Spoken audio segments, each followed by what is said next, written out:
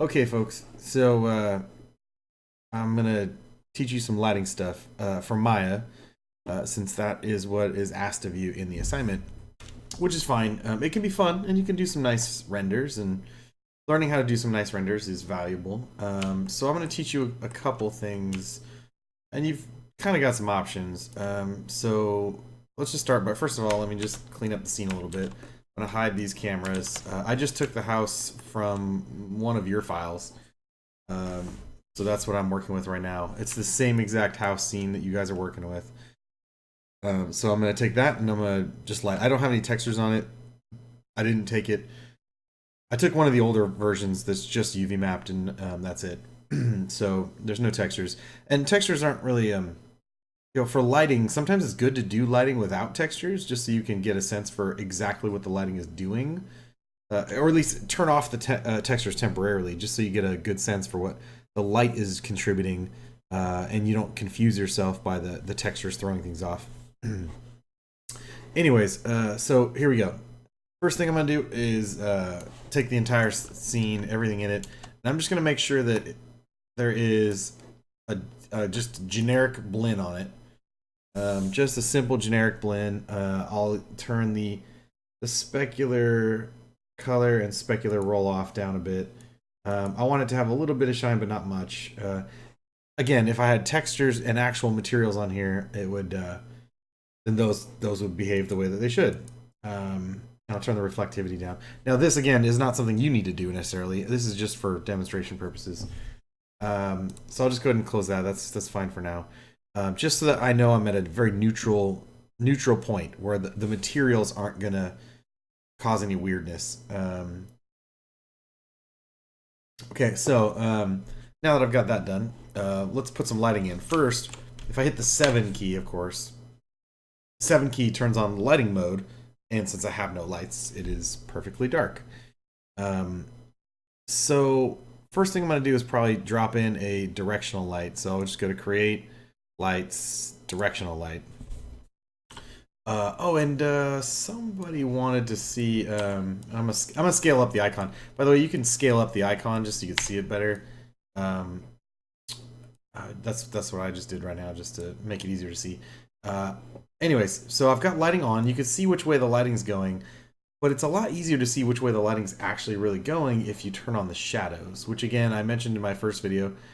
Um, it's right here. Just a little button. Bam. Shadows. Shadows are on now. And I want to line up, try to make a nice, interesting shadow. I'd like the shadow to stay on my little tile here. So something like this seems kind of fun. Maybe a little bit more like this. I'm looking mostly at this overhang because there's this overhang here. That's kind of something that could give me a fun shadow to play with. So that's kind of what I'm focused on as I make my decision as far as the light angle. Um, that's kind of mostly what I've been looking at. And this seems kind of nice. It's like there's shadow kind of casting across the door and so forth. So for now, I think this is kind of what I like, shadow angle wise. Now you'll see this is kind of starting out like okay. Now you're like, okay, well wait, there's no fill light over here, so um, it's looking really kind of awkward and it doesn't, it doesn't seem right. I'll tell you what, the easiest way to get fill light is to do what I'm gonna encourage you to do, which is to do a nice render with a lighting simulation, which I'll talk about in a second. But let's just assume that okay, let's just use viewport 2.0, which is the default now. I don't think they even have any options anymore. I think you have to load those options like as a plugin now. Viewport 2.0 is like the default and the only option at the moment. And there's settings in here. There's settings in here to adjust your light limit, transparency sorting, transparent shadows, all this stuff. There's a lot of stuff in here to play with. This one's really nice. Screen space ambient occlusion. Screen space ambient occlusion gives you really nice little ambient occlusion shadows. That's really cool. I would turn that on. But these are all real-time settings. These are all real-time settings, which basically would be as if you were in a game engine. These are mimicking a game engine somewhat accurately. Um, So if you wanted to light for a game engine, this is getting you closer. Doing a render, doing a render is not the same. And again, you can even bake lighting, bake resolution. So you could do a little bit of fiddling around in here, but I wouldn't get too concerned about it. Because again, it is going to be slightly different than a game engine, anyways. So I'll just go ahead and close that. But now you could start to put in some lights to fill. Okay, I need some fill light. You could start putting in lights to do fill light. And if you really had to see, basically, if you're putting in lights to simulate to do fill light, you're faking the bounced light. What you're doing is you're faking the bounced light from the environment, from the skybox, from the sky. So you could do like a spotlight, or you could do a directional light if you keep it really subtle, but it won't make sense because the angle will be wrong. It'll be very, it's because it's directional. The skybox in real life, actual sky, it's not very directional. It's very diffuse. Actually, kind of like ambient light, but it's just there's no good solution for that other than a lot of freaking work trying to set up your lights just right to fake it. And why fake it when you can just do a simulation and it'll get you a much better result?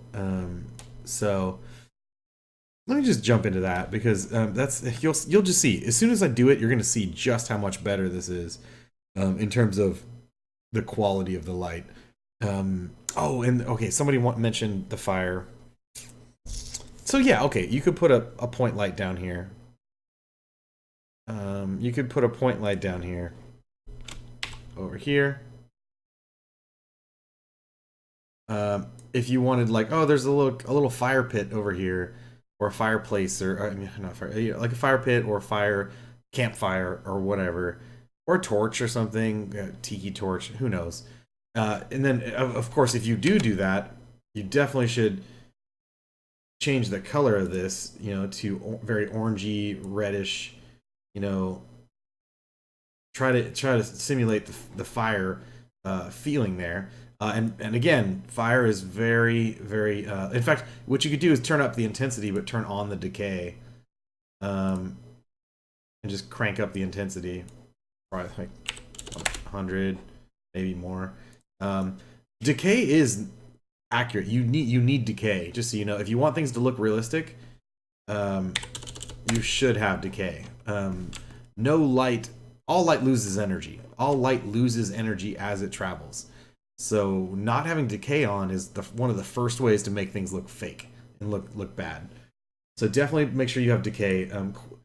Quadratic is pretty close to accurate in terms of the physics of how light works. Cubic is probably even more realistic, but these like it goes. It decays faster here, and then even faster here, and then even faster the next one. But quadratic's probably good. See, now the light basically will fall off and sort of die off as it gets farther away. So again, you could put like a little campfire here. That would give it a little fill light, but it's still like super dark shadows here. It's still got super dark shadows, which is not very nice. Not very aesthetic, and also not super accurate, because you'd still have fill light from the skybox. Even if it's whether it's moonlight or starlight or whatever, it's very unusual that you would have insanely dark shadows like this. So once again, I'm just gonna delete this for now. Again, that was an option. You could try to like, oh, let me sort of fill this side area. Fill this side area with light from a campfire or a torch or something. Oh, and again, you could have multiple torches. You could duplicate this and have like, oh, there's multiple torches, or maybe there's torches on the wall. Maybe there's torches like torch brackets. The only problem is that doesn't make sense for a wooden house. If this is a stone house, like stone or brick or something, it might make more sense, but putting fire right next to a wood house, that wouldn't really make sense. So I don't know if you want to do that, but all I'm saying is you do have options. You can be creative. but let's just assume that we're not going to do that. Let me show you the. Let's see. I would say probably the best way I can think of in Maya to do a nice render without having to go into Marmoset or Marmoset, Sketchfab, or Keyshot, or any of those things. Without having to go into any of those, you can use Maya to do a nice render if you just use the right thing. Now, let me show you what the right thing is. As far as what I have experienced recently playing around with doing renders. If you go to Windows, Settings Preferences, Plugin Manager, and you see I've stretched it really big because this is a really long thing. I showed you guys this earlier. Now, before I was looking for Mental Ray before. I don't even know if Mental Ray is still in here. That's something that I really got obsessed with when I was in college, and I don't think it exists anymore. Or at least I haven't been able to find it very easily, and I haven't really done a lot of research. Anyways, I was looking for Mental Ray. I don't see it anymore, so an alternative to that, another renderer, right now, Maya to Arnold. Arnold is sort of turned on for me right now, but I don't want to use that. It's actually, the one I want is right here, Turtle. Sounds cute, right? It's a turtle. So turtle.mll. Turtle is another lighting and rendering engine. If you turn this on, turn loaded on, you can turn on auto load if you plan on using it pretty often, but if you turn on loaded for Turtle, you can then render with that. So that becomes an option in the renders settings. So if you go up here to the top of your Maya interface here, you've got this launch render setup window. Oh, wait, sorry, that's the wrong one. It's the one next to it, with the gear. Render settings. The render settings dialog here. This dialog has a bunch of render settings. If you want to output nice rendered images, for instance, image format, EXR is not really what I want. You could just go with JPEG. You can go with a Maya, PNG if you want, whatever. PNG would be nice because it would probably have transparency in this case. So would TIFF. Let's just go with PNG. What the hell? Okay. So, and then we'll leave a lot of those settings alone. You can give it a name if you want to give it a name, whatever. Now in here in the renderable cameras, there's 2 perspective windows in this, I guess, for some reason. I don't know why we have 2 perspective windows. It's really odd. I wonder if I can I'll just get rid of this one, just to not confuse things. Yeah. So here, there's an extra perspective window, so I'm just gonna get rid of that. And what I'm gonna do actually is create a camera. Now you don't have to do this, but I find it useful because you can stage your camera and then leave it there. So you don't have to worry about, oh, I moved my camera and now it's a different angle. But okay, so I'm going to create a camera. And then what I'm going to do is I'm going to go to, so I've got the camera selected right now, right, in the outliner here. What I'm going to do is view right here. And then look, where is it? Should we look through select? Yeah, look at, center. Huh, we might have moved it. Here, we'll do this instead. So panels, perspective, camera 1. So I just switch to the camera view. And then I'll hit the F key on this so that it'll focus in on the whole scene. Now I'm staging my shot now, right? So I'm gonna go ahead and kind of stage my camera to be the right angle that I want. And of course I'll probably want multiple angles. If you've taken the time to light and texture and render this, you're probably gonna want to take, multiple shots, from different angles. But I'll just set up one. You guys get the idea for the rest. So what I'm gonna do is in this here now, I'm gonna go to View, Camera Settings, Resolution Gate. Cat kicked my mouse. All right, kitty, pesky kitty. All right. Anyways, so Resolution Gate gives me that. So the resolution. Okay, so speaking of the resolution, I'm gonna change this to add renderable camera 1. Okay, so I changed that to camera 1. And then presets for resolution, image size here. I can just do 1080. I mean, I could go with a larger image, but the larger the image, the larger the resolution, it's going to take longer to render. But HD 1080, that's good enough. That's cool. We can work with that. I actually don't know if he specified. I'll have to look again if he specified a resolution. I don't think he did, but I don't recall. Okay, anyways, so alpha channel. So it's going to have an alpha channel built into it. I've got 1920 by 1080. That's 1080p. All right, that works. Now here, render using Arnold. Let's switch that to Turtle. And again, not Maya. Maya's bad. It's old. It's yeah. All right. So switch to Turtle. Since we turned Turtle on, now we have Turtle as an option, and Turtle is going to be nicer. Now there's some setup stuff. So now inside this window, the render settings window, there's common, and then there's Turtle. The common is resolution, file name, all the stuff that's true for any of the renderers. The Turtle section, the Turtle tab, sounds funny to say, the Turtle tab is specific to setting up this renderer, to this engine. So what I mean by that is there is sampling, global illumination, advanced settings. You don't really need to get too deep into any of this. A lot of the defaults are probably going to be fine. The one thing I would say, the real trick to making this awesome is to set up global illumination. And let me show you what happens if you start a render right now. So before I turn anything special on, let's just do a render. So if I click up here, do a render, this is basically what I'm getting right here. This is what I'm getting with just a directional light and sort of nothing else really happening. Just the directional light. And it's kind of similar to what I have in the viewport. It's kind of just hard shadows and completely black background and so forth. So so the real power of this rendering engine, let me just shrink this down a bit, but get it out of my way. The real power of this rendering engine comes when you start to turn things on, like here in this global illumination tab over here. Turn on global illumination. Now you could just leave this alone. You don't have to fiddle with that. Just turn it on and hit render and just watch what happens. So suddenly now we're getting much more interesting lighting.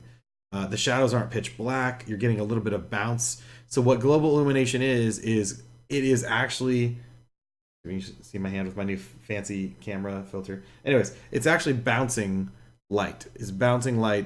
There we go. So it's bouncing light all around the room or around the environment. When light in real life, in physics, when light shoots out of a light, it bounces off surfaces, and every time it bounces, it loses energy. So so that's basically what's happening now. Is it is actually emitting light and bouncing the light around the surfaces, which is great. That's how you get your fill light. That's what fill light is really. Usually, fill light is normally bounced light. It's in an outdoor scene, fill light is bounced light from the sky. So, anyways, so Final Gather. Final Gather is one method of getting that. You can also put secondary GI. So GI stands for global illumination. Primary right now is set to Final Gather. I could put a secondary one and do photon map, and then try that again. In fact, you know what? Let me steal these images. This one. Yeah, keep image. So I can keep this image, and then so I can show you guys the comparison later. In fact, let me turn off global illumination again. In fact, let me just get rid of that image. All right, so let me render it without any global illumination or anything interesting, and then I will keep that image. And then let's turn on global illumination, and let's just do the first method. So the first thing we do, global illumination, just turning that on with its default settings gives me a nicer result than what I had. And let's keep that one. And then let's also turn on photon mapping and then render it again. So turning on primary and secondary GI, it's basically doing two separate lighting simulations and then blending the results together. That actually, interestingly enough, didn't really do me any favors. But that's okay, because there's still one other thing I want to do, which is set up the environment. So to get my fill light, I'm not actually going to create another light. Not actually. What I'm going to do is go to the environment and then skylight, or let's see, okay, well, actually what I want to do is change the, I remember where I put it. Where is it? I believe it is in here, environment. Okay, yeah, so environment, camera background. I'm going to change camera background to skylight. And I'm going to do GI environment, skylight. And now if I render, it's going to actually use the, it's going to create a situation where it's actually looking at, the skylight is basically this, let me see, right here. So it's basically this color, whatever I put this color as, it's actually putting a sky, a fake sky into the environment to then render this out. And in fact, I can change the sky color if I want it to be a little bit more blue. A little bit more blue because, you know, sky is, you know, blue. It's more blue at certain times of day than others, but let's just say I want a nice blue sky. Let me save this image and render again. So now, again, the sky's going to be blue. Now, the sky's going to be blue. The directional light should be a lot more yellow because that's more, you know, sunlight, right? So if I go to the directional light, get my attribute editor going.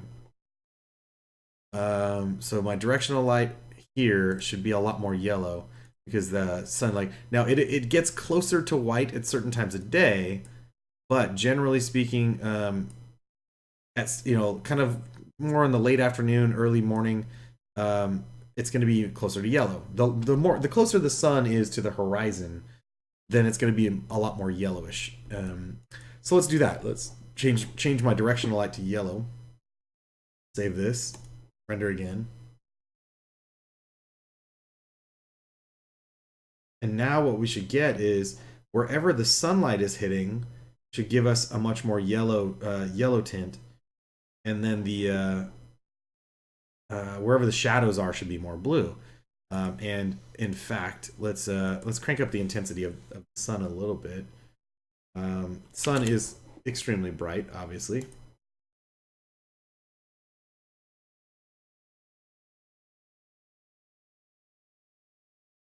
And you can already see a huge improvement on the quality of the light. You know, using a lighting simulation is always just going to give you so much better results. Let's just go ahead and save these. Let's see how we've come along so far. All right, one second. There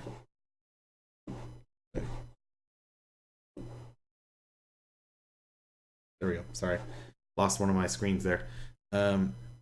Trying to keep my cat off my keyboard too. Okay, so let's just kind of scrub through real quick. So let's see how we started. Started with that. Then we moved up to that. Then it went to this again, which is a huge improvement. Now we started, you know, sort of coloring our lights. Sky is blue; it should be emitting blue light, right? The sun is very yellow at certain times of day, so let's give it, you know, more yellow. And that's kind of what we're coming up with at this point. Again, this is starting to look way better, and you see what's happening. See how there's like subtle shadows where they're supposed to be. Some shadows should be deeper, some should be lighter, based on, you know, ambient occlusion and all these other things that that affect it, right? Because there should be a deeper shadow here because there's shadow from this and shadow from that. So this is giving us much better results. And again, I have no textures on it. This is purely lighting. This is just playing around with lighting using this turtle renderer. And again, Turtle's built into Maya. So if you have Maya, then you have Turtle. It's you know, it's just a plugin that ships with Maya. So there's no question of whether you have it or not. It's in there. You just have to turn it on. So yeah, I would say that this is a pretty nice solution here. And you know, there's options too. Again, so when I did this environment thing, I turned on environment skylight. I actually don't need to do that. If I just turn it on here, I can get the house lit without the blue background, basically. So this would be another option. Like you don't have to have the sky behind it, um, since we have kind of a floating in space sort of image tile thing. Now again, so that's another option where we've got this now, this, depending on what you want the background to be. That's what that is up here, environment. Now there's another option too that's even better. What I did is I just did skylight. The skylight option here is, and you can adjust the intensity of it if you want it to be more subtle. If you do want these shadows to be a little deeper, and a little darker, then just go ahead and turn the intensity down. That will fill the shadows with less stuff. Okay, so and of course color is options here. Now another option you have though is image-based lighting.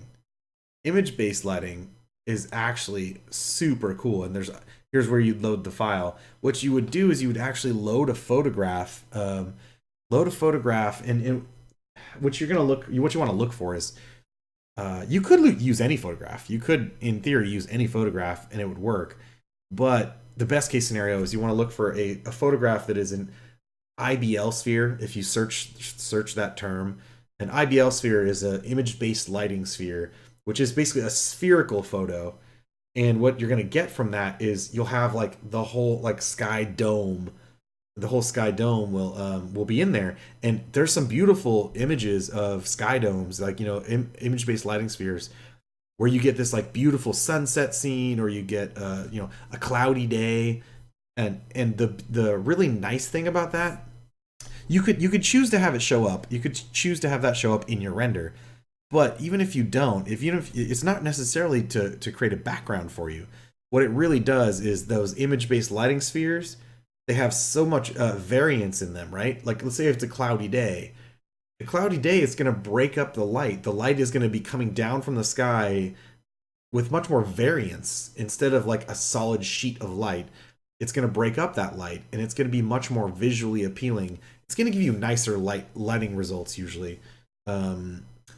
This is okay. Like this sky color, it's basically a neutral a blue. It's still doing a spherical output of light, but it's just solid. It's just a solid color of whatever you choose, and that kind of gives you a little bit more neutral results, which can be okay. Like this still looks pretty good, but image-based lighting will just give you, I think, a little bit more variance, and it kind of breaks things up, and it's kind of nice. It gives you nicer lighting, and pretty easily. So that's an option, and again, that's right here. I'm not going to bother to do that. I don't really have a IBL sphere handy, and I don't feel like searching for one right now. I'll tell you what you do though. If you do this with what you guys have, if your house is nicely textured, and you put if you render like this with Turtle, and again, Turtle's just one of many options. Arnold is another option, but Arnold is a little bit more challenging to learn. Turtle's a little more, if you just follow what I did right here in the video. If you just turn this on, that by itself gives you much better results. It actually bounces light, and that's what you want. Now again, you could still go ahead and kill this, and I'll go ahead and kill this for now. So now let me just do another quick test. If you still want to do the fire, you could still do the fire. And you could still set it up as a night scene. So in that case, if you wanted to do that, what I would suggest then is, if you want it to be a night scene with a fire, first of all, create your point light. Now, if you do create the point light, for the fire, you're like, I want fire. Okay, well then you really should create fire. Like 3D model a fire pit, 3D model the logs. You might want to do some research on particles, or at the very least make it a cheesy, silly like flame model. But do something, put something there so that it doesn't just look like, oh look, there's a point light. Like, oh, it's orange, maybe it's fire. You know what I mean? Model something, make it clear that, oh look, there's a fire right there. Okay, and again, if you're using torches, of course, model the torches and maybe the brackets that the torches mount in or whatever. Okay, so here we go. Let's see. So the point light. Where is my? You know what? I will bring my attribute editor back so I can That's the color. And so once again, just, you know, fiddle with the color, get it to be fiery, how you feel like it. And you could still do this with Turtle. You can do a render with Turtle in there like that. And it will add that orange fire in there. It'll just also bounce the light nicely. It'll also cast shadows where it needs to and bounce the light where it needs to. So that will behave like it's supposed to. And again, which is really what you want, instead of just a generic directional light just pointed upwards, which by the way also is just wrong. I mean, I guess he's trying to bounce it from the ground, whatever. Anyways, so this though will give you much nicer results, and you could use any of the lights now if you want. You could use, you know, if you have a reason for them. If you, there's like, oh look, there's a spotlight because there's a street light here. Any lights you want to add though, any lights you want to add, light sources, show me the light source. You know, if you, oh, I'm gonna put a street lamp in here. It's like, this is like a house on the edge of town, but there's a street next to it, and there's a street light. You know, a street overhanging street light. Okay, well then make the street light and then put the light source in. Don't just throw lights in here randomly without giving them some sort of motivation, some sort of reason to exist. All right, so I think that's probably good. Oh yeah, well, I mean, I guess so. Also, nighttime, you could tweak some of the colors of the lights, maybe the intensity. So of course, moonlight is much more subtle. It's much more subtle than sunlight. It's not nearly as bright. You could shift the colors a bit more saturated, maybe a little darker. Still in the yellow though. Or, you know, you could change moonlight to blue. And now, using moonlight as blue, that's actually an artistic choice, by the way. Because moonlight's really not necessarily blue. It's just that in cinematography, in movies, we've sort of been conditioned. As you watch movies, people, like directors, will do that. They'll be like, oh, it's a nighttime scene. But obviously, you don't want a movie where you're watching a movie and you can't see a thing, right? You don't want to watch a movie where it's all black and you can't see anything because it's dark, it's nighttime. That doesn't make sense. You want to be able to see what's happening. So that's why movies sort of created a situation where, oh, if we use blue light, that will condition everyone to think, oh, look, now it must be nighttime. You know what I mean? So you could use blue for the moonlight. And then, of course, you know, just keep the intensity kind of down. And then you might also want to, at that point, tweak your settings because you do want darker shadows there. So let's go to Turtle. Let's go back to Turtle. Turtle. So in Turtle, of course, now we want to go back to the environment and adjust our sky color. And maybe you want a little bit of fill light, but maybe it's like way more subtle. And let's see what happens with that.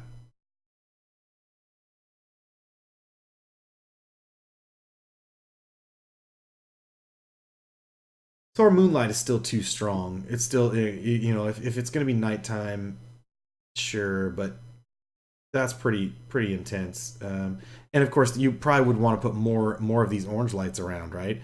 So you'd want to make this some of these things pop. You'd want more orange lights. So maybe you do have tiki torches, you know, put tiki torches all around it, but in strategic spots that give nice you want that rim lighting, then place your tiki torches strategically to give nice rim lighting. So that's doable. So again, yeah, I could probably tweak this, the skylight intensity, pull that down a bit. Because you do want some, you know, some nice, kind of more subtle lighting. Also, that darken the shadows a bit, and then also I want to bring my directional light intensity down. Do it over here since that's handy over there. There we go. Let's try that. So a lot of it's going to be trial and error, just plugging in numbers and trying to see what gives you the nicest results in terms of like, oh, that feels good, you know. Cool. So again, blue. If you tint the light blue, it could kind of feel, oh, it's a night scene. I get it. You can maybe get away with yellow for the moonlight if you have a lot of blue throughout the scene, or if you know, it's tricky. There's a lot of different artistic choices you can make with that, but test it. Ask somebody, like show it to somebody, and say, hey, does this read as a night scene to you? Putting a moon and stars and stuff in there can also help, but that's assuming you want to try to composite a background in there. That could get tricky. Okay, so hopefully this helps. Again, I've shown you a bunch of stuff to play with. And again, any of those lights you want to play with. And one thing about area lights, I know area lights came up a minute ago, and if you do want to use an area light, you can. The thing about area lights, though, is they are very expensive. What I mean by that is they take a while to calculate. Okay, and it looks like they do work. Sometimes you have to wait to. You really kind of have to wait to render it before you can sort of see the effect sometimes. So yeah, you could put you could put an area light, but you have to give it a reason to exist though. Like why? Like why is there an area light? What is it? You know, tell me what it is. Is it, I don't know. Is it a UFO that's hovering right there? I don't know. You know what I'm saying? Give it a reason to exist. Otherwise it's kind of pointless to do. I think I got just about everything. Hopefully this helps you guys. And by the way, check it out. Like, even if I close my render view right now, like you can get something going here, even just in the viewport. You know, if you put enough little fire things out there. Oh look, there's a tiki torch here, tiki torch there. You could do it. Using softer shadows would be nice too, but yeah, I wouldn't worry too much about that. Just use Turtle. It'll look much nicer.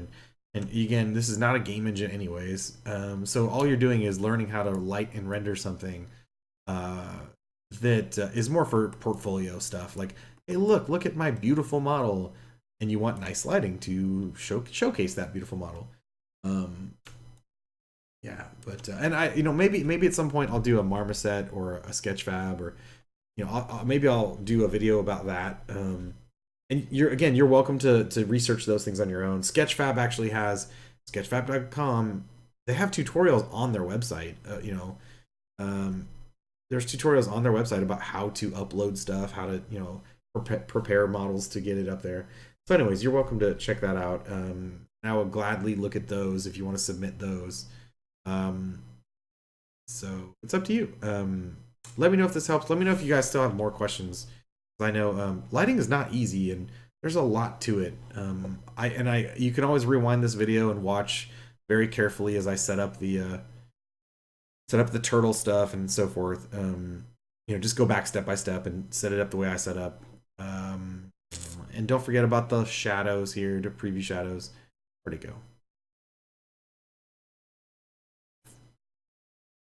Oh yeah, right here. There we go. Don't forget, shadows you can turn on and off, and stuff like that. Okay. Good luck everyone, and try to post stuff soon.